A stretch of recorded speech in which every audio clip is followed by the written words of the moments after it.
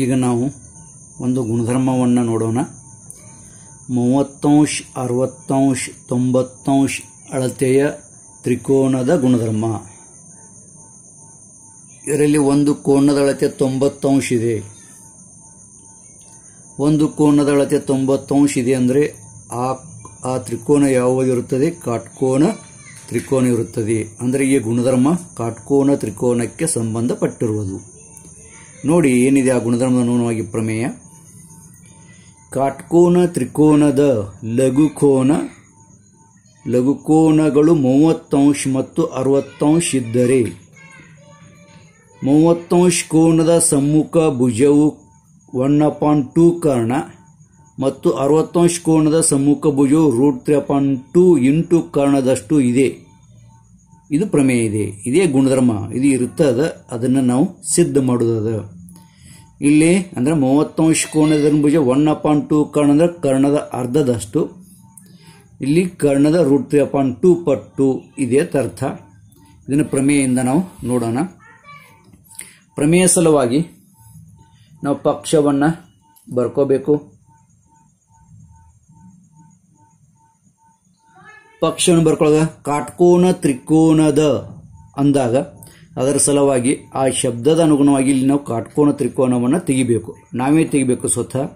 ಅದಕ್ಕೆ ಇಲ್ಲೊಂದು ಕಾಟ್ಕೋನ ತ್ರಿಕೋನವನ್ನು ತೆಗೆದಿದ್ದೇನೆ. ತೆಗೆದ ನಂತರ ಹೆಸರು ಕೊಡಬೇಕು. ABC ಅಂತೇಳಿ ಕಾಟ್ಕೋನ ತ್ರಿಕೋನಕ್ಕೆ ಹೆಸರವನ್ನು ಕೊಡಲಾಗಿದೆ. ಲಘುಕೋನಗಳು 30° ಮತ್ತು 60° ಇದ್ದರೆ ಕಾಟ್ಕೋನ ತ್ರಿಕೋನದಕ್ಕೆ ಬಿಗೆ 90° ಇಲ್ಲಿ ತೋರಿಸಿದ್ದೇನೆ. ಇನ್ನೊಂದಕ್ಕೆ 30% ಮತ್ತೊಂದಕ್ಕೆ 60% ಇದ್ದರೆ 30° ಕೋನದ ಸಮ್ಮುಖ ಭುಜವು ಅಂದರೆ 30° ಕೋನ ಇದು. ಇದರ ಸಮ್ಮುಖ ಭುಜ ಅಂದರೆ ಇದರ ಎದುರಿನ ಭುಜ ಯಾವುದಪ್ಪ ಅಂದರೆ AB. 30° ಕೋನ ಎದುರಿನ ಭುಜ ಯಾವುದು? AB. ಆ ಭುಜವು 1/2 ಕರ್ಣ ಅಂದರೆ ಈ ಭುಜ ಏನಿರ್ತದೆ ಕರ್ಣದ ಅರ್ಧ. 1/2 ಇಂಟು ಕರ್ಣ ಏನೈತಿ ಇಲ್ಲಿ AC ಕರ್ಣದ ಅರ್ಧ 1/2 ಕರ್ಣ ಮತ್ತು 60° ಕೋನದ ಸಮ್ಮುಖ ಭುಜ. ಇದು ಕೋನಿಗೆ 60° ಅದ. ಅದರ ಸಮ್ಮುಖ ಭುಜ BC ಅದ. ಇದು BC ಏಟಪ್ಪ ಅಂದ್ರೆ √3/2 ಕರ್ಣ. ಇದರ ಅಳತೆ ಎಷ್ಟಪ್ಪ ಅಂದ್ರೆ √3/2 ಇಂಟು ಕರ್ಣ. ಇಲ್ಲಿ ಕರ್ಣ AC ಇಲ್ಲಿ √3/2 AC. ಇದನ್ನು ಸಿದ್ಧ ಮಾಡೋದಿದೆ. ಇದನ್ನು ನಮಗಿಲ್ಲಿ ಸಿದ್ಧ ಮಾಡೋದಿದೆ. ಪಕ್ಷ ಕಾಟ್ಕೋನ ತ್ರಿಕೋನದ ಅಂದಕ್ರೆ ಕಾಟ್ಕೋನ ತ್ರಿಕೋನ ನಾವು ತೆಗೆದೀವಿ. ಅದರ ಪ್ರಕಾರ ತ್ರಿಕೋನ ABC ಕಾಟ್ಕೋನ ತ್ರಿಕೋನವಿದೆ. ಕಾಟಕೋನ ತ್ರಿಕೋನವಿದೆ.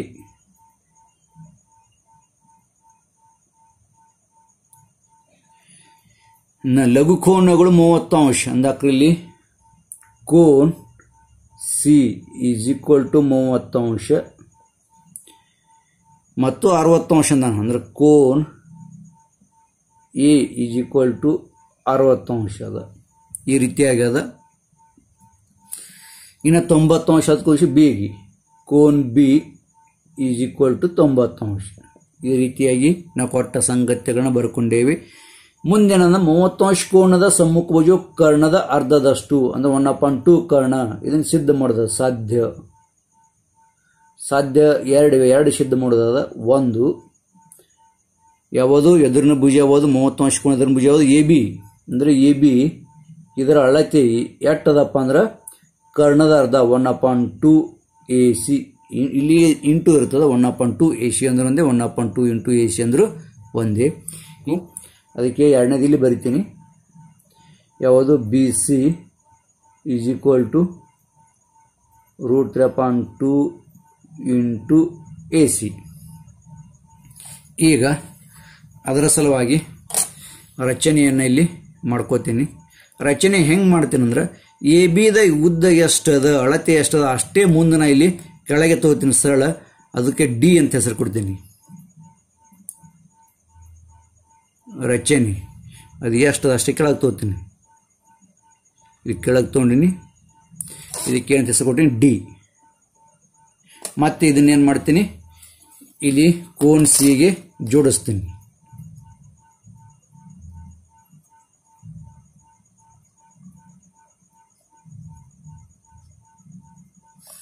ಕೋನ್ ಸಿಗೆ ಒಯ್ದು ಅದನ್ನು ಜೋಡಿಸಿದೆ. ಇದು ಆಗ ರಚನೆ ಏನು ಮಾಡಿದೀವಿ ಅದನ್ನ ರಚನೆಯನ್ನು ಇಲ್ಲಿ ಬರೆಯೋಣ. ರಚನೆ ಏನು ಮಾಡಿದೆ? AB ರೇಖಾಖಂಡವನ್ನು ಬೆಳೆಸಿ, AB ರೇಖಾಖಂಡವನ್ನು ಬೆಳೆಸಿ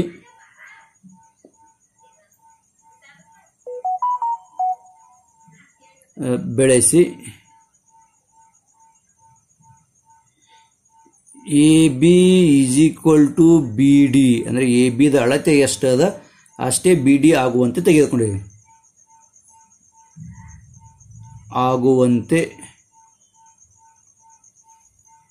ತೆಗೆದು ರೇಖ CD ಯನ್ನು ಜೋಡಿಸಲಾಗಿದೆ. ರೇಖ CD ಜೋಡಿಸಲಾಗಿದೆ.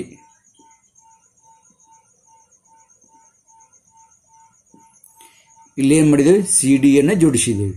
ಇವೆರಡು AB ಎಷ್ಟದ ಅಷ್ಟೇ BD ಆಗುವಂತೆ ನಾವು ತೆಗೆದುಕೊಂಡು ನಂತರ ಈ D ಬಿಂದುವನ್ನು ಮಾಡಿ ಅಲ್ಲಿಂದ ನಾವು CD ಯನ್ನು ಜೋಡಿಸಲಾಗಿದೆ. ಇದು ರಚನೆ. ಇನ್ನು ಸಿದ್ಧತೆ.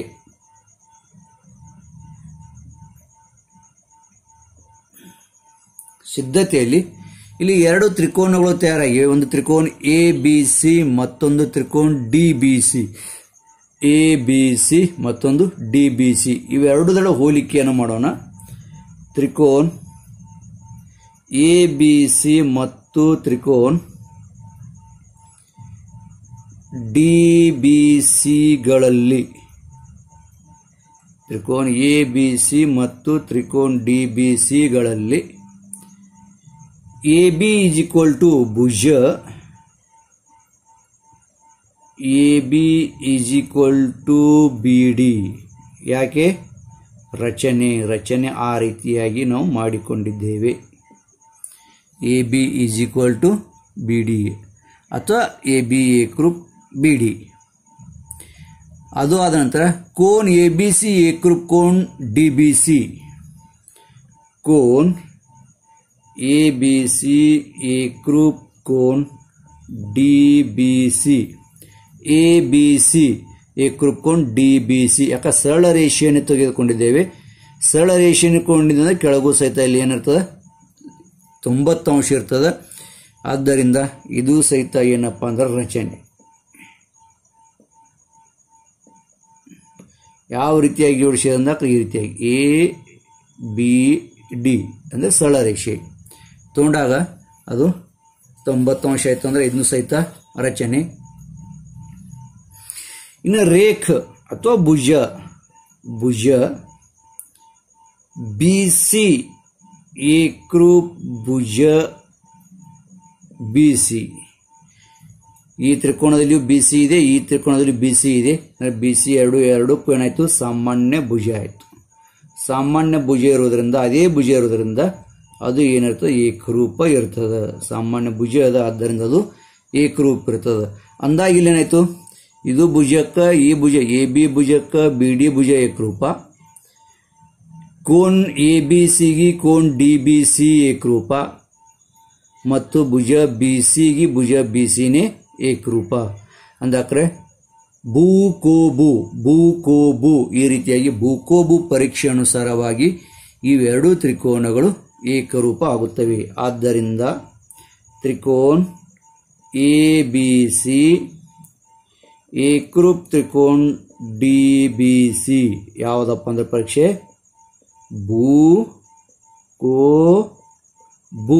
ಭೂಕೋಬು ಪರೀಕ್ಷೆ. ಭುಜ ಇಲ್ಲಿ ABಗೆ BD ಈ ಭುಜ, ಈ ಕೋನಕ್ಕೆ ಈ ಕೋನ, ಈ ಭುಜಕ್ಕೆ ಇದೇ ಭುಜ ಅಂದ್ರೆ ಭೂಕೋಬು. ಎರಡು ಭುಜಗಳಿಂದನೇ ಸಮಾವಿಷ್ಟವಾದ ಕೋನ ಅದ ಅಂದ್ರೆ ಭೂಕೋಬು ಪರೀಕ್ಷೆ ಅನುಸಾರವಾಗಿ ಏಕರೂಪ ಆಯಿತು. ಏಕರೂಪ ಆಗುವುದರಿಂದ ಕೋನ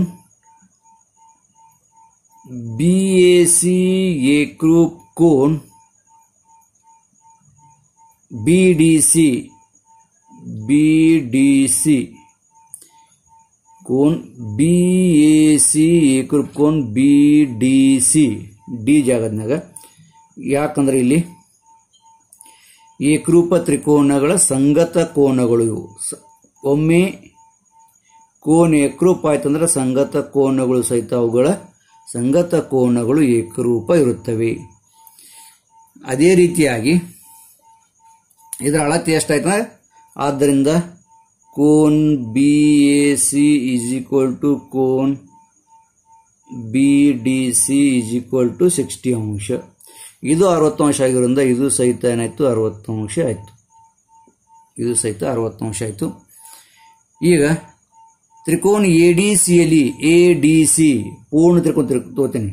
ತ್ರಿಕೋನ ADCಯಲ್ಲಿ ಪೂರ್ಣ ತ್ರಿಕೋನ ಅಂದ್ರೆ ADC ಪೂರ್ಣ ದೊಡ್ಡ ತ್ರಿಕೋನವನ್ನು ನಾನು ಇಲ್ಲಿ ತೆಗೆದುಕೊಂಡೆ. ದೊಡ್ಡ ತ್ರಿಕೋನವನ್ನು ತೆಗೆದುಕೊಂಡ ನಂತರ ಇಲ್ಲಿ ಏನಾಯ್ತಪ್ಪ ಅಂದ್ರೆ ಇದು 60 ಅಂಶ ಆಯಿತು, ಇದು 60 ಅಂಶ ಆಯಿತು, ಇದು ಉಳಿತೆಟ್ಟು 60 ಅಂಶ. ಯಾಕಂದ್ರೆ ತ್ರಿಕೋನದ 3 ಕೋನಗಳ ಬೇರೀಸು 180 ಅಂಶ. ಇದು 30 ಅಂಶ ಅಂದಾಗ ಈಚೆ ಕಡೆದು ಏನಿರ್ತದೆ? 30 ಅಂಶ. ಯಾಕಂದ್ರೆ ಇದು ಸಂಗತ ಕೋನ. ಹೌದು, ಇದು ಸಹಿತ ಸಂಗತ. ಅದಕ್ಕೆ ತ್ರಿಕೋನ ACBಗೆ 30 ಅಂಶ ಇದೆ. ಅದೇ ರೀತಿಯಾಗಿ ತ್ರಿಕೋನ DCBನು 30 ಅಂಶ. ಇಲ್ಲಿ ಇದು ಸಂಗತ ಕೋನ ಅದ. ಅಂದಾಕ್ರೆ ಒಟ್ಟಿನಲ್ಲಿ ಏನಪ್ಪ ಅಂದ್ರೆ 3 ಕೋನಗಳು 60 ಅಂಶ ಅದು. ಹೌದು, 3 ಕೋನಗಳು 60 ಅಂಶ ಅದು. ದೇರ್ಫೋರ್ ಕೋನ್ DAC ಈಸ್ ಈಕ್ವಲ್ ಟು ಕೋನ್ ADC ಈಸ್ ಈಕ್ವಲ್ ಟು ಕೋನ್ ACD ಈಸ್ ಈಕ್ವಲ್ ಟು 60 ಅಂಶ. 3 ನೋಡಿ, ಕೋನ್ DAC ಅಂದ್ರೆ A ಕೋನ 60 ಅಂಶ, ಕೋನ್ ADC ಅಂದ್ರೆ D ಕೋನ 60 ಅಂಶ, ಕೋನ್ ACD ಅಂದ್ರೆ C ಕೋನ 60 ಅಂಶ. 3 ಕೋನಗಳು 60 ಅಂಶ ಇರೋದ್ರಿಂದ 3 ಭುಜಗಳು ಸಹಿತ ಏಕರೂಪ ಇರುತ್ತವೆ. ಯಾಕಂದ್ರೆ ಏಕರೂಪ ಕೋನಗಳ ಸಮ್ಮುಖ ಭುಜಗಳು ಏಕರೂಪ ಇರುತ್ತವೆ ಅಂದಾಕ್ರೆ ಇದು 60 ಅಂಶ ಕೋನ ಎದುರಿನ ಭುಜ ಅದ AD ಅದ. ಅದು ಈ D ಕೋನದ ಎದುರಿನ ಭುಜ AC ಅದ ಮತ್ತು A ಕೋನದ ಎದುರಿನ ಭುಜ DC ಅದ. 3 60 ಅಂಶ ಅಂದಾಕ್ರೆ ಸಮ್ಮುಖ ಕೋನಗಳು ಏಕರೂಪ ಕೋನ ಸಮ್ಮುಖ ಭುಜಗಳು ಏಕರೂಪ ಇರುವುದರಿಂದ 3 ಭುಜಗಳು ಏಕರೂಪ ಅದು. ಆದ್ದರಿಂದ ತ್ರಿಕೋನ ADC ಯಾವ ತ್ರಿಕೋನ ಆಯ್ತು ಅಂದ್ರೆ ಸಮಭುಜ ತ್ರಿಕೋನವಾಯಿತು. ಸಮಭುಜ ತ್ರಿಕೋನವಿದೆ. ಸಮಭುಜ ತ್ರಿಕೋನವಿದೆ. ಆದ್ದರಿಂದ ಭುಜಗಳು ಏಕರೂಪ, ಕೋನ ಹ್ಯಾಂಗ ಏಕರೂಪ ಹಂಗೆ ಭುಜಗಳು ಏಕರೂಪ. AC is equal to AD is equal to DC. AC is equal to AD is equal to DC. ಈ ರೀತಿಯಾಗಿ ನಾವು ಇಲ್ಲಿ ಬರೆದುಕೊಂಡೇವೆ. ಇಲ್ಲಿ ಸಮದ್ವಿಭುಜ ತ್ರಿಕೋನದ ವ್ಯತ್ಯಾಸದ ಅನುಗುಣವಾಗಿ ಸಮದ್ವಿಭುಜ ತ್ರಿಕೋನದ ವ್ಯತ್ಯಾಸ ಪ್ರಮೇಯ. ಸಮದ್ವಿಭುಜ ತ್ರಿಕೋನದ ವ್ಯತ್ಯಾಸ ಪ್ರಮೇಯ. ಸಮದ್ವಿಭುಜ ತ್ರಿಕೋನದ ವ್ಯತ್ಯಾಸದ ಪ್ರಮೇಯ. ಸಮದ್ವಿಭುಜ ತ್ರಿಕೋನದ ವ್ಯತ್ಯಾಸದ ಪ್ರಮೇಯ ಅನುಸಾರವಾಗಿ 3 ಕೋನಗಳು ಏಕರೂಪ ಇದ್ದಾಗ 3 ಭುಜಗಳು ಏಕರೂಪವಾದ ಇದು ಸಮದ್ವಿಭುಜ ತ್ರಿಕೋನ ವ್ಯತ್ಯಾಸ. ಆದರೆ ಇಲ್ಲೇನದ? ಆದರೆ AB is equal to 1/2 AD ಅದ. AB is equal to AB ದ ಅಳತೆ ಎಟ್ಟದ? AD ದ ಅರ್ಧ ಅದ. ಯಾಕೆ ಅರ್ಧ ಅಂದ್ರೆ ನಾವು ರಚನೆ ಹೇಗೆ ಮಾಡಿದ್ದೇವೆ? AB ಎಷ್ಟದ ಅಷ್ಟೇ BD ಆಗುವಂತೆ ರಚನೆಯನ್ನ ಮಾಡಿದ್ದೇವೆ. ಇಲ್ಲಿ AB is equal to BD ಆಗುವಂತೆ ನಾವು ರಚನೆ ಮಾಡಿದ್ದೇವೆ ಅಂದಾಗ AB ಇದು ಪೂರ್ಣ ಉದ್ದದು AD ದ ಅರ್ಧ ಆಯಿತು. ಹೌದು, ಆದ್ದರಿಂದ AB is equal to 1/2 AC. AB is equal to 1/2 AC. AB is equal 1/2 AC. AC ಅಂದ್ರೆ ಕಾರಣ, ಯಾಕಂದ್ರೆ 3 ಭುಜಗಳು ಏಕರೂಪ ಅದಾವು. ಇಲ್ಲಿ AD ಜಾಗತ್ನ ನನಗೆ AC ಅಂತ ಬರಲೇ ಬರ್ತದೆ. AD ದ ಅಳತೆ ಎಷ್ಟು ಅದ ಅಷ್ಟೇ AC ಅದ. ಈ ರೀತಿಯಾಗಿ ನಮ್ಗೆ ಬರಲೇ ಬರ್ತದೆ. ಏಕೆಂದರೆ AD is equal to AC ಇರುವುದರಿಂದ ಈ ರೀತಿಯಾಗಿ ನಮಗೆ ಒಂದನೇದು ಬತ್ತು.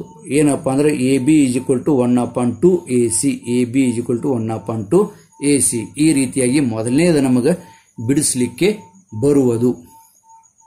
ಇನ್ನು ಎರಡನೇದನ್ನು ನಾವು ನೋಡೋಣ ಯಾವ ರೀತಿಯಾಗಿ ನಾವು ಬಿಡಿಸಬೇಕು ಅನ್ನೋದನ್ನು. AB = 1/2 AC ಬಂದಿದೆ, ಅದರ ಉಪಯೋಗವನ್ನು ಇಲ್ಲಿ ಮಾಡೋಣ.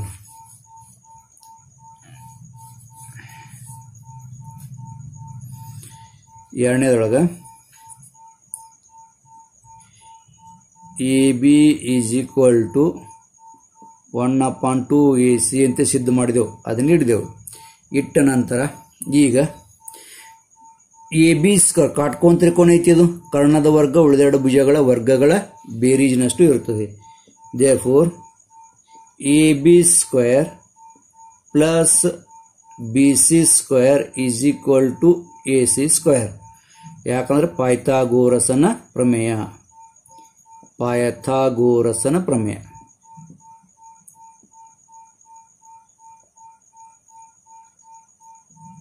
ಪ್ರಮೇಯ ಅಥವಾ ಸಿದ್ಧಾಂತ. AB² + BC² = AC² ಅಂತೇಳಿ ಪೈಥಾಗೋರಸನ ಪ್ರಮೇಯ ಅನುಸಾರವಾಗಿ ಏನಾಯ್ತಪ್ಪ ಅಂದ್ರೆ ಇದು ಕರ್ಣ AC ಕರ್ಣದ ವರ್ಗ ಉಳಿದೆರಡು ಭುಜಗಳ ವರ್ಗಗಳ ಬೇರೀಜಿನಷ್ಟು. ಆದರೆ AB ಅಂದ್ರೆ ಏನೈತಿ 1/2 AC ಅದ. 1/2 AC ಇಲ್ಲಿ ಅದು 1/2 AC ಇಲ್ಲಿ ವರ್ಗ ಅದ, AB² ಅದ ಅಂದಾಕ್ರೆ 1/2 AC² ಆಯ್ತು. 1/2 AC² + BC² = AC² ಆಯ್ತು. ಹೌದು. ಈಗ ಇದು ಬಿಡಿಸ್ತೀನಿ. ದೇರ್ಫೋರ್ 1/4 ಆಯ್ತು. ಇದು 1/4 AC². ಎರಡರ ವರ್ಗ ಕಂಸವನ್ನು ಬಿಡಿಸ 2 1/2 1/4 AC² ಪ್ಲಸ್ BC² = AC² ಆಯ್ತು. ಈಗ ದೇರ್ಫೋರ್ BC² ನಮಗೆ BC = ತೆಗೆದ, ಆದ್ದರಿಂದ ಇಲ್ಲಿ BC² ಮಾಡ್ತೀನಿ. BC² = AC² ಮೈನಸ್ ಇದು ಪ್ಲಸ್ ಅದ -1/4 AC² ಆಯ್ತು. 1/4 AC² ಆಯ್ತು. ದೇರ್ಫೋರ್ BC² = ಇಲ್ಲಿ 4 ಅಂದ್ರೆ ಅಪೂರ್ಣಾಂಕದ ಅಪೂರ್ಣಾಂಕಗಳ ನಮಗೆ ಬೇರೀಸ್ ಒಂದು ಮಾಡೋದದ. ಅಂದ್ರೆ ಕೆಳಗೆ ಇಲ್ಲಿ 4 ಇಡ್ತೀನಿ, ಕೆಳಗೆ 4 ಇಟ್ಟು ಮ್ಯಾಲ್ಕೆ ಇಡಬೇಕು 4 ಇಡಬೇಕು. ಅಂದ್ರೆ 4 AC² -1 ಅಪಾನ್ ಸ್ಥಳ ಸಮಾನ ಆಗಿರ್ತದೆ 4 ಇಡ್ತೀನಿ 1 AC². ಹೌದು, 1 × AC² ಇಟ್ಟಾಯ್ತು. ಈಗ therefore BC² = 4 AC² 1 AC² ಹೋಯ್ತಂದ್ರೆ 3 AC² upon 4 ಆಯ್ತು. ಇನ್ನು ಎರಡೂ ಬದಿಗೆ ನಾ ಏನು ಮಾಡ್ತೀನಿ, ವರ್ಗಮೂಲವನ್ನು ತೆಗಿತೀನಿ. ವರ್ಗಮೂಲ ತೆಗೆದಾಗ BC² ಇದ್ದು BC ಆಯಿತು = 3ರ ವರ್ಗಮೂಲ ತೆಗಿಲ ಬರಲ್ಲ, ಅದಕ್ಕೆ √3 ಅದು ವರ್ಗಮೂಲ ಚಿನ್ನದಾಗಿ ಇಡ್ತೀನಿ. AC² ವರ್ಗಮೂಲ AC ಅಪಾನ್ 4ರ ವರ್ಗಮೂಲ 2. ಹೌದು, ಇದನ್ನೇ ನಮಗೆ ಹಿಂಗೆ ಬರ್ತದೆ BC = √3/2 × AC ತಿಡ್ಲ ಬರ್ತದೆ. ಇದನ್ನೇ ನಮಗಿಲ್ಲಿ ಸಿದ್ಧ ಮಾಡಿದ್ದೇವೆ. ಈ ರೀತಿಯಾಗಿ ಸಿದ್ಧ ಮಾಡಲು ನಮಗೆ ಬರುವುದು. ಇಲ್ಲಿ ಅಷ್ಟು ನಾವು ಅಪೂರ್ಣಾಂಕಗಳನ್ನು ಕಳಿಬೇಕು. ಇಲ್ಲಿ ಛೇದ 4 ಅಂದ್ರೆ ಇಲ್ಲಿ 4 ಇಟ್ಟಿರ್ತೀವಿ, ಛೇದಕ್ಕೆ 4 ಇಟ್ಟಂದ್ರೆ ಅಂಶಕ್ಕೂ 4 ಇಡಬೇಕಾಗ್ತದೆ, ಅಂದ್ರೆ 4 AC² ಆಗ್ತದೆ. ಇಲ್ಲೊಂದು ಗುಣಧರ್ಮವಿದೆ, ಅದು ಸಹಿತ ಕಾಟ್ಕೋನ ತ್ರಿಕೋನಕ್ಕೆ ಸಂಬಂಧಪಟ್ಟಿರುವಂತಹ ಗುಣಧರ್ಮ. ಏನಪ್ಪ ಅಂದ್ರೆ 45° 45° 90° ಇರುವ ತ್ರಿಕೋನದ ಗುಣಧರ್ಮ.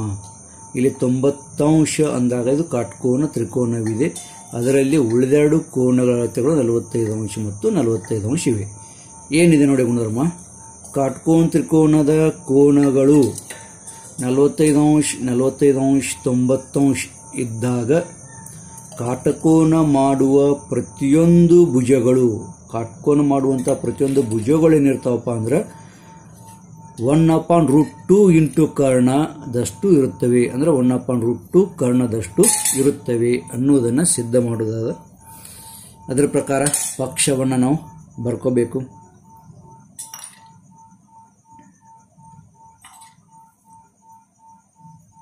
ಪಕ್ಷ ಬರಿಬೇಕಾದರೆ ನಮಗೆ ಆಕೃತಿ ಅವಶ್ಯಕತೆ ಇದೆ. ಇಲ್ಲೊಂದು ಆಕೃತಿಯನ್ನು ನಾನು ತೆಗೆಯುವೆನು. ಯಾವ ಆಕೃತಿ? ಕಾಟ್ಕೋನ ತ್ರಿಕೋನ ಆಕೃತಿ.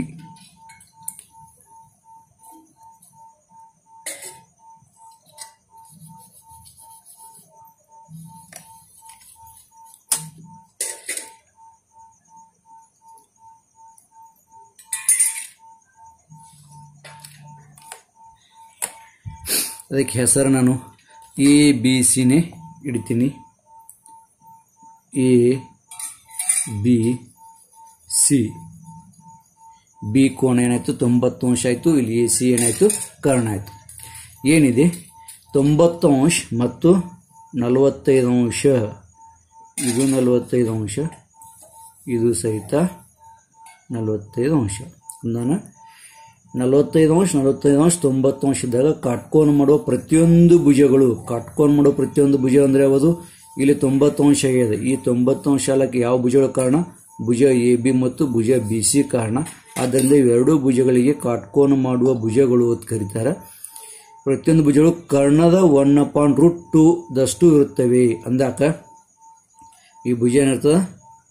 1/√2 ಇಂಟು ಕರ್ಣ ಏನು? AC. ಇದು ಸಹಿತ 1/√2 ಇಂಟು AC. ಇವೆರಡು ಕಾಟ್ಕೋನ ಮಾಡೋ ಭುಜಗಳು. ಇದ್ರ ಮೇಲಿಂದ ಪಕ್ಷ ಬರ್ಕೋಬೇಕು. ಪಕ್ಷ ಏನಂದ್ರೆ ತ್ರಿಕೋನ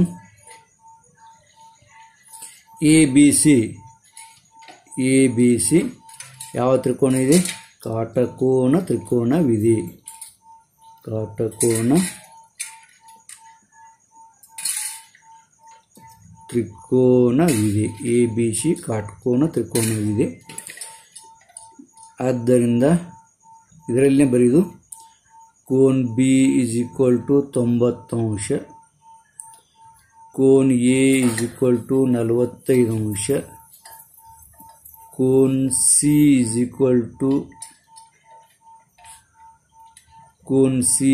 45 ಅಂಶ. ಈ ರೀತಿಯಾಗಿ ನಾನು 3 ಕೋನಗಳನ್ನು ಬರೆದೆ. ಇನ್ನು ಸಾಧ್ಯ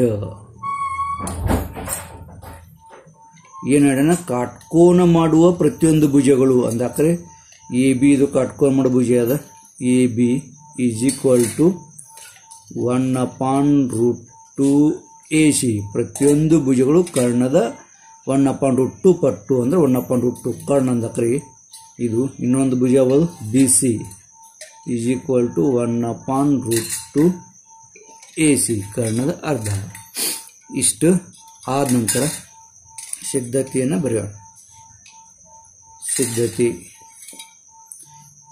ಯಾವ ರೀತಿ ಬರಬೇಕು? ತ್ರಿಕೋನ ABCಯಲ್ಲಿ ಕೋನ್ B = 90 ಅಂಶ. ಹೌದು, ಕೊಟ್ಟ ಸಂಗತಿಗಳನ್ನು ಬರಿತೀನಿ. ಮತ್ತು ಕೋನ್ A = ಕೋನ್ C. ಯಾಕಪ್ಪ ಅಂದ್ರೆ ಪಕ್ಷ ಒಳಗೆ ಕೊಟ್ಟಾನ. ಕೋನ್ A 45 ಅಂಶ, ಕೋನ್ C 45 ಅಂಶ ಅಂತೇಳಿ. ಆದ್ದರಿಂದ ಇಲ್ಲಿ ಪಕ್ಷ ಅಂತ ಬರಿತೀನಿ. ಹೌದು, ಕೋನ್ A = ಕೋನ್ C. ಇನ್ನು ಇವೆರಡೂ ಕೋನಗಳು 45 ಅಂಶ 45 ಅಂಶ ಅಂದರೆ ಇದರ ಅರ್ಥ ಏನಪ್ಪ ಅಂದ್ರೆ ಇವೆರಡೂ ಕೋನಗಳು ಏಕರೂಪ ಇವೆ. ಏಕರೂಪ ಕೋನ ಸಮ್ಮುಖ ಭುಜಗಳು ಏಕರೂಪ ಇರುತ್ತವೆ. ಇದು ಸಮದ್ವಿಭುಜ ತ್ರಿಕೋನದ ವ್ಯತ್ಯಾಸ ಪ್ರಮೇಯ ಅನುಸಾರವಾಗಿ ದೇರ್ಫೋರ್ ಭುಜ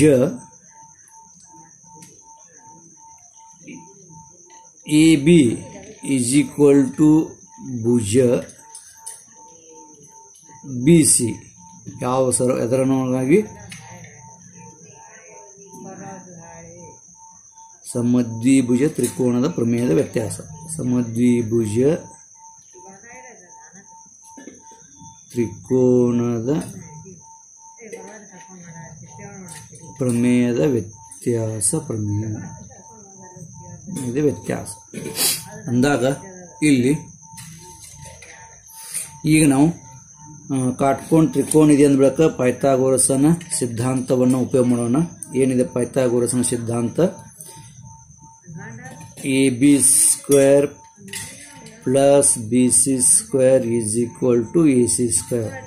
ಕರ್ಣದ ವರ್ಗ ಉಳಿದೆರಡು ಭುಜಗಳ ವರ್ಗಗಳ ಬೇರೀಜಿನಷ್ಟು. ಇಲ್ಲೇನು ಪೈಥಾಗೋರಸನ ಸಿದ್ಧಾಂತ.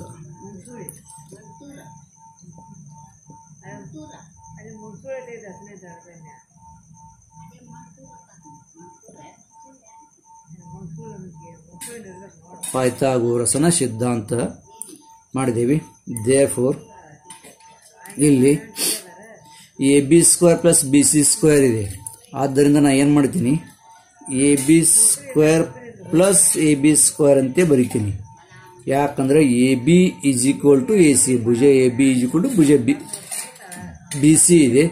ಆದ್ದರಿಂದ ನಾನು ಬಿ ಸಿ ಬದಲಾಗಿ ಎ ಬಿನ ಬರೀತೀನಿ. ಅಂದರೆ ಬಿ ಸಿ ಸ್ಕ್ವೇರ್ ಅಂದಾಗ ಎ ಬಿ ಸ್ಕ್ವೇರ್ ಆಯಿತು, is equal to A C square. Therefore ಇಲ್ಲೇನಾಯಿತು, A B square A B ಹೌದು, square plus A B square ಅಂದರೆ ಕೂಡಿಸ್ತೇವೆ ಅಂದರೆ 2ab square is equal to A C square ಆಯಿತು. Therefore A B square is equal to 2, ಇದಕ್ಕೆ ಗುಂಡ್ಲೆ ಅದಕ್ಕೆ ಬರೋಣ ಭಾಗಲೇ ಆಯ್ತು, 2/ac ಸ್ಕ್ವೇರ್ ಆಯಿತು. ಹೌದು. ದೇರ್ಫೋರ್ ಈಗ ಎರಡೂ ಬದಿಗೆ ಏನು ಮಾಡ್ತೀನಿ, ವರ್ಗಮೂಲ ಮಾಡ್ತೀನಿ. ವರ್ಗಮೂಲ ಮಾಡಿದಾಗ ಎ ಬಿ ಸ್ಕ್ವೇರ್ ಇದ್ದು ಎ ಬಿ ಆಯಿತು is equal to A C square ಇದ್ದು ಎ ಸಿ ಆಯಿತು. ಎರಡರ ವರ್ಗಮೂಲ √2 ಹಿಡಿತೀನಿ. ಹೌದು.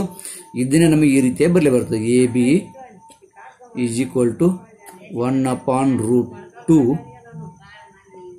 A C. A B is equal to 1/√2 A C ಅಂತ ಬರೀತದೆ. ಯಾಕಂದ್ರೆ 1 ಇಂಟು ಎ ಸಿನ ಮತ್ತು ಎ ಸಿನ ಆಯ್ತು, ಎ ಸಿ √2 ಆಯ್ತು ಅಂದಾಗ ಇದು ನಮಗೆ ಸಿದ್ಧ ಆಯಿತು. ಏನು ಸಿದ್ಧ ಆಯ್ತಪ್ಪ ಅಂದ್ರೆ A B equal 1/2 A C. ಯಾವ ರೀತಿಯಾಗಿ A B equal 1/2 A C ತೆಗೆದೇವಿ, ಅದೇ ರೀತಿಯಾಗಿ B C equal to 1/2 A C ತೆಗಿಲಾಕ ಬರ್ತದೆ. ಅದೇ ಹಂಗೆ ಬರ್ತಂದ್ರೆ ಇಲ್ಲಿ A B square plus B C square equal to A C square ಅಂದೇವಲ್ಲ, ಅಂದಾಗ ಇಲ್ಲಿ A B square plus A B square ಅಂದೇವಿ. ಅದ್ರ ಬದಲಿ ನಾವು ಇಲ್ಲಿ ಬರೀದು B C square plus B C square ಬೆಲೆ ಬರ್ತದೆ. ಇಲ್ಲಿ ಎ ಬಿ ಸ್ಕ್ವೇರ್ ಜಾತಿನಾಗ ಇಲ್ಲಿ ಬಿ ಸಿ ಸ್ಕ್ವೇರ್ ಬೆಲೆ ಬರ್ತದೆ, ಪ್ಲಸ್ ಬಿ ಸಿ ಸ್ಕ್ವೇರ್ ಅಂದ್ರೆ 2b ಸಿ ಸ್ಕ್ವೇರ್ ಆಗ್ತದೆ.